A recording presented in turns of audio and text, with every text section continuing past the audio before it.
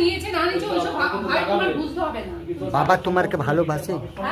আমি এতগুলো বছর ছিলাম, আমার অধিকার আছে, আমার অধিকার আমি মানে বাবা ভালো করে রাখে? আমার জোরে আমি চলি না জিজ্ঞেস করছি, তোমার মা বলছে কি বাবা তোমাকে মারে, তোমার উপরে অত্যাচার করে। আপনারা দেখছেন আদর্শ তিতুমির পত্রিকা, সঙ্গে রয়েছি আমি ধৃতরাষ্ট্র। আজকের আমাদের ক্রাইম রিপোর্টার সুরেন্দ্র কুমার সিং একটা অত্যন্ত অমানবিক ঘটনা দীর্ঘদিন যাবৎ ঘটছে, সেই ঘটনাটাকে তুলে নিয়ে এসছেন আপনাদের সামনে।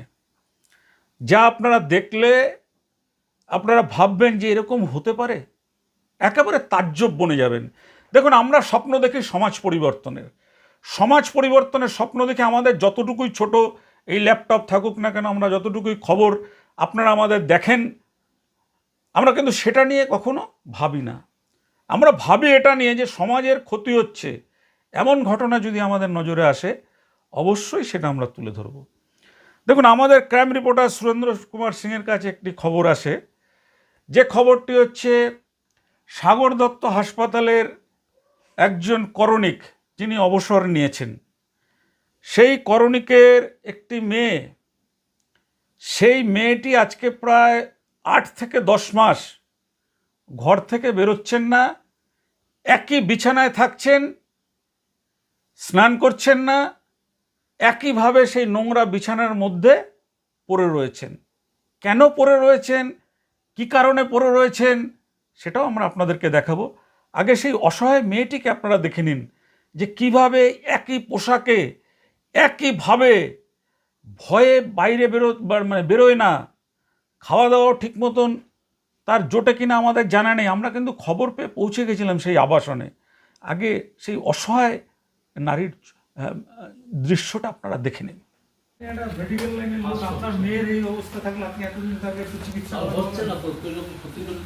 হাসপাতালে যাবে? তোমার শরীর খারাপ তো?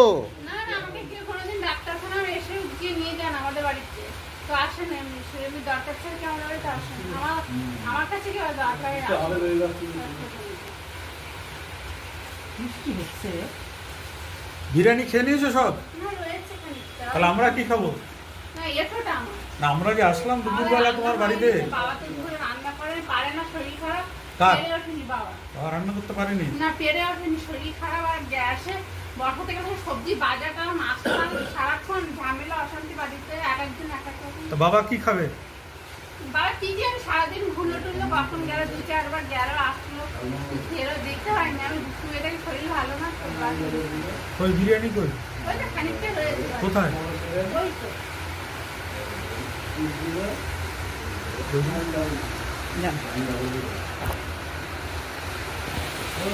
বিরিয়ানি দেখি আমি ঠিক জানি। খাবারের গুলো ওই বাবা নিয়ে আসছে। বলছি কি তোমার অসুবিধাটা কি? কি ব্যাপার, আমি অনেকদিন থেকে অসুবিধা চলছে? হ্যাঁ। স্নান করলে তো তোমার ভালো লাগবে। না না, আমি বাড়িতে বলা আছে ঠিক টাইম আমি চান করবো। আমার অনেক জামা কাপড় তো রাখা, পেরে উঠছিল, শরীর ভালো না, ওটা কাঁচা ধোয়া আমার অভ্যাস নেই, যেরকম অভ্যাস। না, ওই ঘরে ছিল বাবা, এখানে একাই। আগে শুতো, এখন শুনো গরমে খুব কষ্ট হয়ে যায়।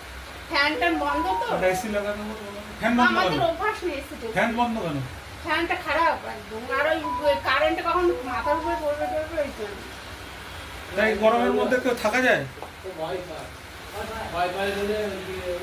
তাহলে একটা টেবিল পাখা দিয়ে দেবে। টেবিল পাখা আমাদের উপর কারেন্টে দিস তো, কোনোদিন অভ্যাস করাই না। কতদিন স্নান করো না? সে 1.5-2 মাস তো হবেই। তোমার মা বললো 8 মাস। 8 মাস হ্যাঁ, তা হবে মনে হয়।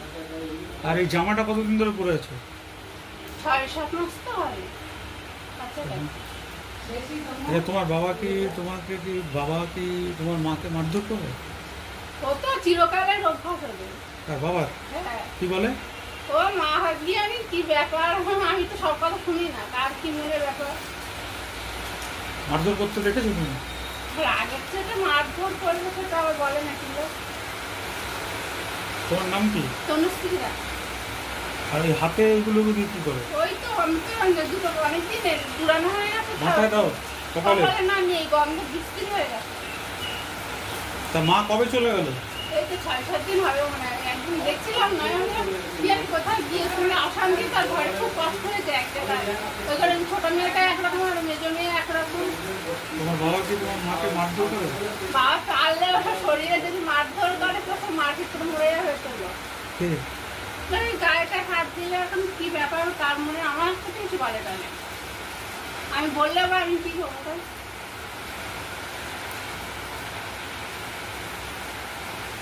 তাহলে এখন কি তুমি মানে বাবা মা একসাথে থাকো, তুমি একসাথে থাকো? আমি কিছু জানি না, আমাকে কিছু বলে না। হ্যাঁ আমাকে কিছু বলে না, পার্সোনাল ব্যাপার আমার সাথে আলোচনা করে। বাবা হ্যাঁ করেনি? বলেনি না, যে তোর মা চলে গেছে? বলেনি? না। তাই চলো জিজ্ঞেস করে না?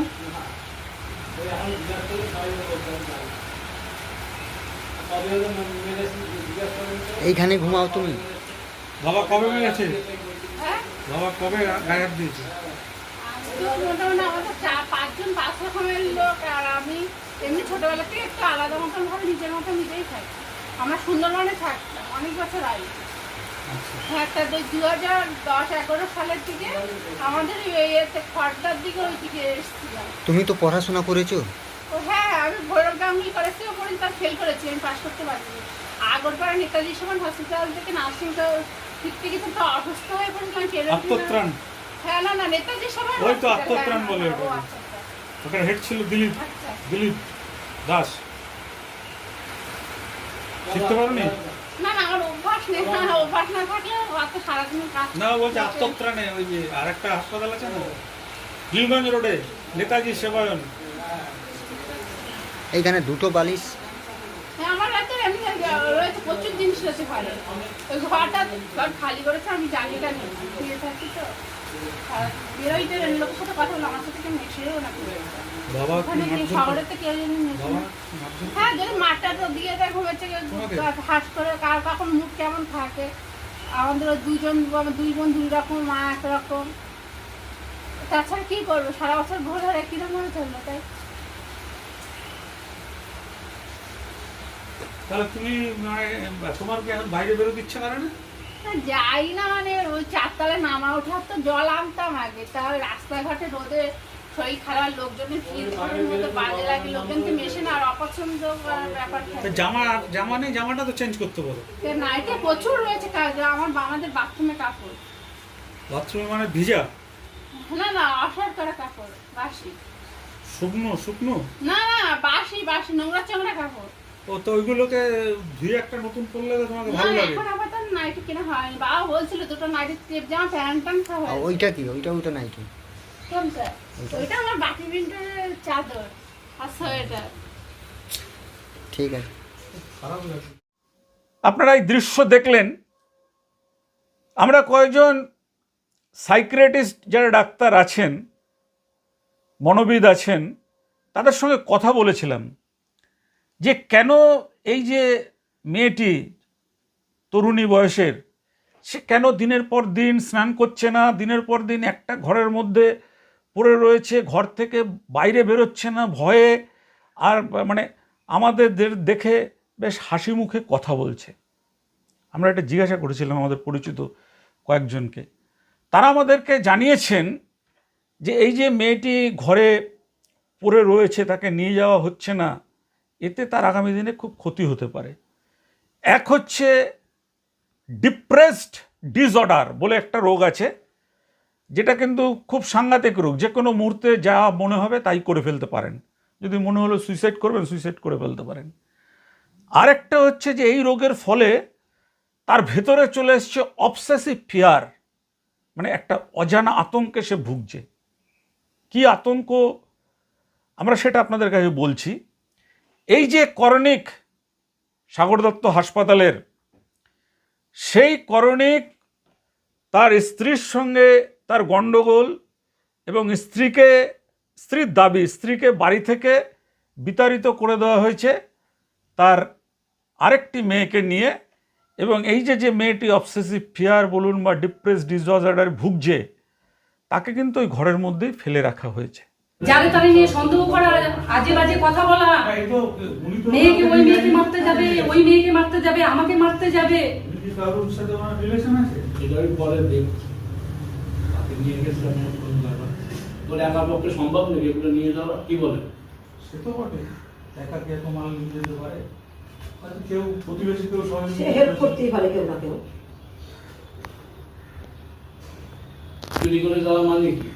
তাড়িয়ে দিয়েছে তাই, নাইলে তো এমনি স্বইচ্ছায় তো এই জিনিস নিতে পারতাম না সামনে বসে থাকলে, আমি যার জন্য বাধ্য হয়ে মাল নিতে হয়েছে। আমি ঘরের মালিক, আমাকে না জানিয়ে ঘরের মালিক আমিও তো ঘরের মালিক, বেরিয়ে চলে যাচ্ছে। আমিও তো ঘরের মালিক, আমার তো মনে হয় কিছু আমি তো বাইরের লোক না। হঠাৎ এরকম দেখি সকালে উঠে দেখি কিছুই নেই। ওই যে হ্যাঁ নিয়ে চলে গেছি, ঘর খুলুন, আমার জিনিস আমি নিয়ে চলে গেছি, একটা ইটও রাখেনি। আমার জিনিসপত্র আমি নিয়ে চলে গেছি, এখানে বলার কেউ কিছু নেই। আমি আমার ছোট মেয়েকে, আমার বড় মেয়েকে আমি অনেকবার সেধেছি, আমার বড় মেয়ে অসুস্থ হয়ে পড়ে আছে, আজ বছরের পর বছর স্নান করে না, আজ ক মাস সেই মেয়েটা। তাহলে- কি পরিস্থিতি, তো অতদিন ধরে আপনার মেয়ে অসুস্থ আছেন, আপনি আপনারা বাথরুমে গিয়ে দেখুন তার জামা কাপড়, তার কি পরিস্থিতি। আপনারা ডাক্তার কাছে কেন নিয়ে গেলেন না মেয়েকে? ডাক্তারের কাছে নিয়ে গেছি, ডাক্তার যা বলেছে সেইভাবে ট্রিটমেন্ট হয়েছে। একবার আগেও রোগে যদি কেউ কিছু করে রাখে ঘরের কেউ, সেটাকে ট্রিটমেন্ট করা যায় না, কোনো ডাক্তার ভালো করতে পারবে না। ঘরে আপনার মেয়েকে কি কি করে রেখেছে? করেছে নিজের লোকরাই করেছে, ব্যবসা করেন? তার ক্ষতি, তার সর্বনাশ। তেল ফেল দেবেন? এটা বললে তো হবে না, কোথায় না না ভালো জায়গায় নিয়ে যাওয়া হোক, তাইলে বুঝতে পারবেন মাখেন? যে এটা সত্যি কি মিথ্যে। উনি যা কথাটা বলছেন আর ওইটা কি সংসার সত্যি কেউ আছে? করে না। এতগুলো উনি কি বছর সত্যি ধরে কথা আমি বলছেন? সংসারে কত বাধ্য হয়ে গেছি। 32, 33, 34 বছর হয়ে গেল, তাই এই এখন এসব কথা মানায়নি। কি কি বাচ্চা আছে নাকি? আমি আর একটা বিয়ে করে অন্য জায়গায় চলে গেলাম। 100 বার তুমি বলছো বাবা, তুমি যেখানে সেখানে চলে যাচ্ছ।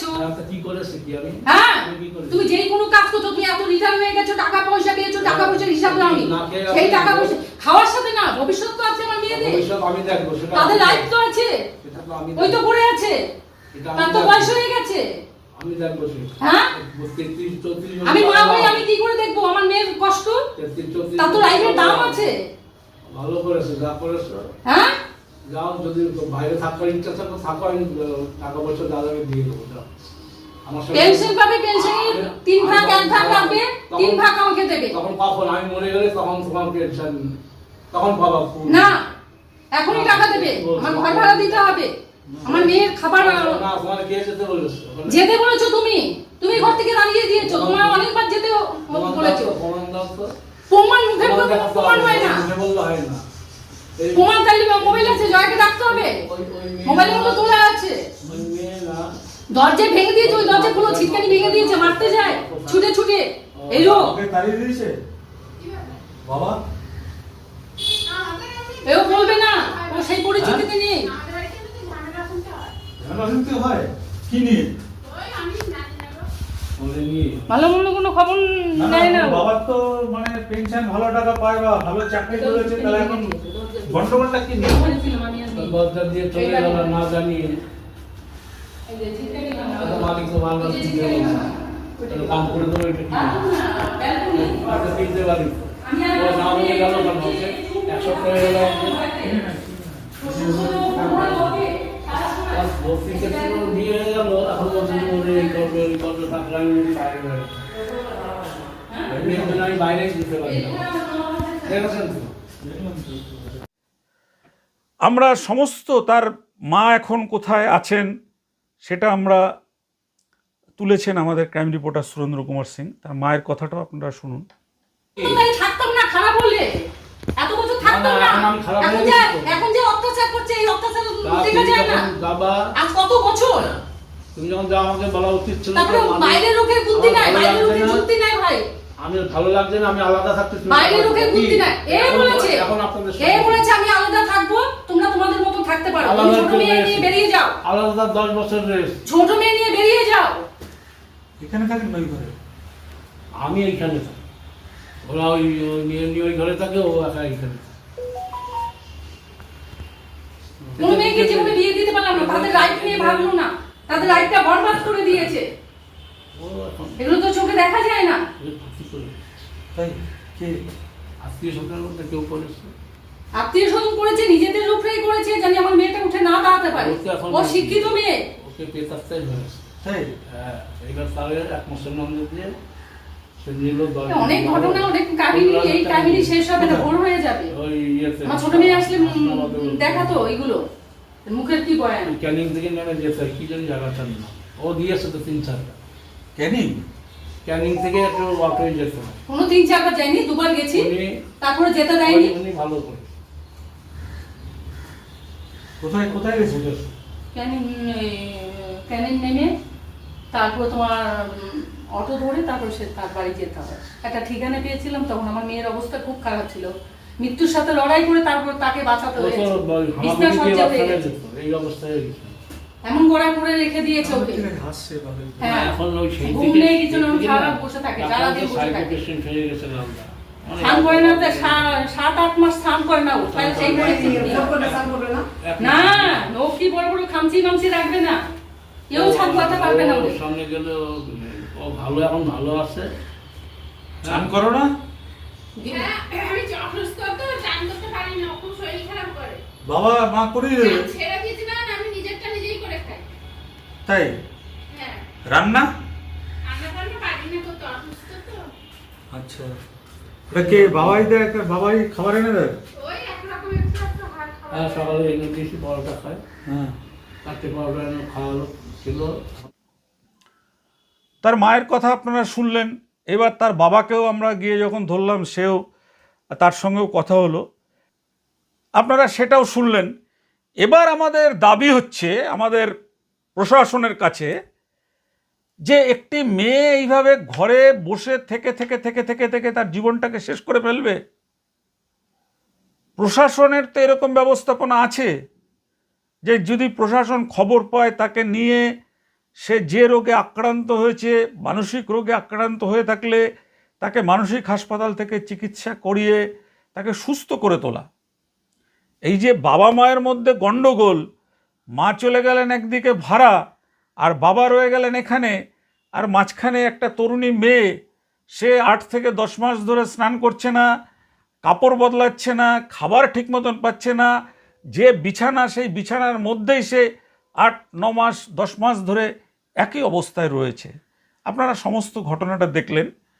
যদি প্রশাসনের তরফ থেকে আমাদের সঙ্গে যোগাযোগ করা হয়, আমরা অবশ্যই এর ঠিকানা কোথায় থাকেন, কি অবস্থায় আছেন, আমাদের কাছে যে ছবি আছে সেই ফুটেজ আমরা দেব। ফুটেজ শুধু নয়, প্রশাসন থেকে যদি আমাদের সহযোগিতা চাওয়া হয়, আমরা কিন্তু তার বাড়িতে চিনিয়ে দেবো যে এখানে মেয়েটা বন্দি জীবন কাটাচ্ছে।